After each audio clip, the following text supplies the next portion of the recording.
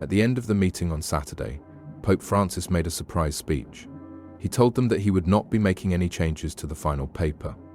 Since it broke away from Italy in 1929, Vatican City has been the center of the Catholic faith, with the Pope in charge. As the spiritual leader of more than 1.3 billion Catholics around the world, the Pope has a huge impact on the lives and views of millions of people far beyond the walls of the old city. Many people were shocked when Pope Francis recently said something shocking about the Vatican City. What does Pope Francis do? What does this groundbreaking statement mean for Catholics around the world? Let's get into it and look at the facts. The news release. Even though people around the world have a wider range of religious, political, and social views, the Pope of Vatican City still has one of the most powerful voices. Over the years, the Vatican City and the Pope have been seen by billions of people around the world as the spiritual leaders. There are many things that make Pope Francis famous.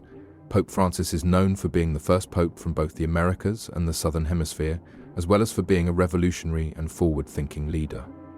The Pope broke yet another record not long ago. His most recent statement about the Vatican City was completely out of the ordinary. Even when he was just Jorge Mario Bergoglio, Pope Francis always did things that were different from what people expected of him. Most of the time, this way of life makes people like him. It's no surprise that he got a new name, the People's Pope, soon after becoming Pope. Let's talk about this news in more depth. Priests and bishops sometimes get together in Vatican City to talk about important issues related to the direction and problems facing the Catholic Church. This group, which is also called the Synod, will then tell the Pope what they came up with during the planning session.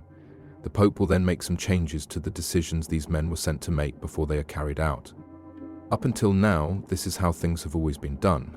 For the first time, Pope Francis said after the Synod on Saturday that he would not change the final text that the Synod Assembly had written. He instead agreed with it as it was. When he made this news, everyone in the room was shocked and quiet. This had never happened before. Once more, the Pope of the people broke with custom and the norm. The wording of the synods had always been changed by other popes to fit their own tastes, but not Pope Francis. The reason he made this extreme choice warms people's hearts all over the world. He explained that it was a way to thank the guys of the Senate for their work over the last 3 years. It's not the first time Pope Francis has made a choice that no one saw coming. So many things that happened to him over the course of his life showed this lively and persistent side of him. Jorge Mario Bergoglio was a poor boy from Buenos Aires, Argentina, when he was young. Born on December 17, 1936, he grew up in a simple house in a place with lots of history and culture. The people who raised him are humble. His mum takes care of the house and dad works at a train station. Jorge was interested in faith and service from a young age. He finally joined the Jesuit order, which is known for putting a lot of emphasis on education and social justice. That being said, the Pope was so sick with pneumonia when he was only 21 that part of his right lung had to be cut out. He didn't let this stop him from reaching his goal. Jorge joined the novitiate of the Society of Jesus in 1958. He made his first vows as a Jesuit 2 years later. When he got back to Buenos Aires in 1963, he went to San Miguel Seminary to study philosophy. He taught English and psychology at a Jesuit high school in Santa Fe, Argentina, from 1964 to 1965. He taught at the well-known Colegio del Salvador Secondary School in Buenos Aires in 1966. He went back to school for theology and was made a priest in 1967. On December 13, 1969, as a religious father, Jorge's spiritual journey had no stop. He was made an assistant bishop of Buenos Aires in 1992. There were 3 of him, and most of his time was spent taking care of the Catholic University by counseling teachers, preaching, and hearing confessions. Bergoglio was made coadjutor archbishop on June 3, 1997. On February 28, 1998, he was made the new Archbishop of Buenos Aires. People had good memories of his time as Archbishop because they could relate to it. He was just called Father Jorge. He had always thought that the church should be in the street from that point on. To help the poor, he built churches and missions and sent seminarians to work there.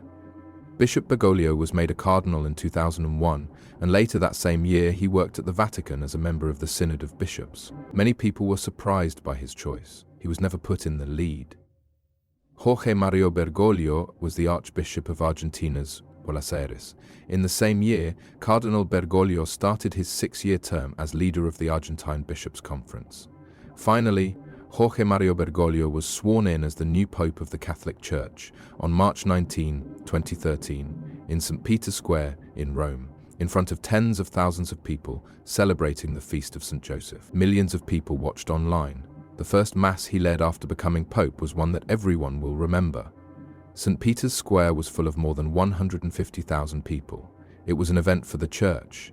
After hearing Pope Francis's new promise, they will guard the Catholic Church, everyone's worth and the beauty of the world, just like St. Joseph did for Mary and Jesus. Since then, many of Pope Francis's choices have shown that he has kept his promise. Finally, the Synod made a choice that was the most experimental ever. Here's one more reason. A group of people in the Catholic Synod, especially one that meets at the Vatican, are called lay people. The clergy are people who are part of the Church but are not bishops, priests, or deacons. On top of that, they are not religious groups like monks or nuns.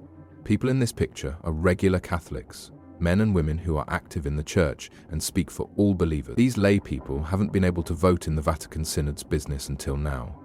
During this synod, Pope Francis stated that lay people would be able to vote. This is a big change from the way things were done by his leaders. People outside of the Catholic Church and the Catholic family around the world were happy with this choice. People from the outside of the Vatican can now speak up.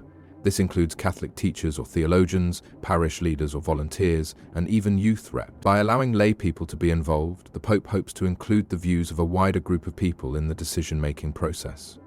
It's easy to see why Pope Francis is called the People's Pope. He makes choices and gives orders that include everyone. He's going to do even more soon.